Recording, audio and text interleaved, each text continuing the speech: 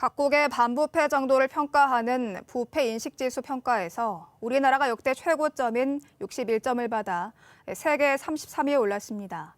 정부는 내년도 20위권 진입을 목표로 정책 역량을 집중하겠다고 밝혔습니다. 최영은 기자입니다.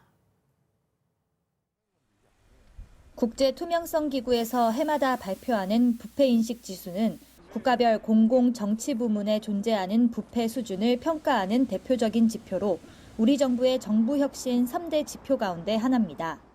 우리나라가 2020년도 부패인식지수 평가에서 100점 만점에 61점을 기록해 전체 180개국 가운데 33위를 차지했습니다. 평가 점수는 전년 대비 2점, 국가별 순위는 6단계 상승해 역대 최고를 기록했습니다. 국민권익위원회는 정부의 반부패 개혁 의지가 대내외 인식 개선에 기여해 평가 결과의 상승 요인이 된 것으로 봤습니다.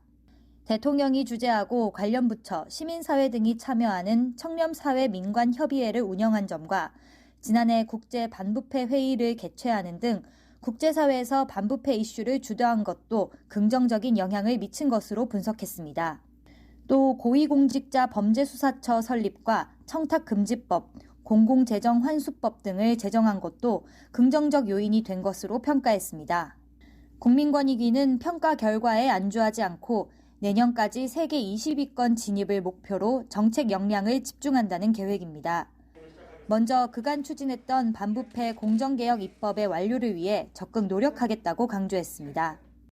공직자의 이해충돌 방지 법안을 조속히 제정하여 반부패 공정개혁 입법을 연내에 성공적으로 마무리하는 한편 국회의원 등 선출직 고위공직자에 대한 청년 교육을 강화하는 등 국민 눈높이에 맞는 공직사회의 청렴 기준을 강화해 나가겠습니다. 권익위는 또 공수처와의 협업체계를 구축해 권력형 부패를 엄단하고 이미 접수된 사례는 공수처에 이첩한다는 계획입니다. 반부패 관련 신고자 보호도 강화하기로 했습니다. 이를 위해 선보호 후 검토 체계를 정비하고 신고자를 보호 조치하지 않을 경우 부과하는 이행 강제금을 상향하기로 했습니다.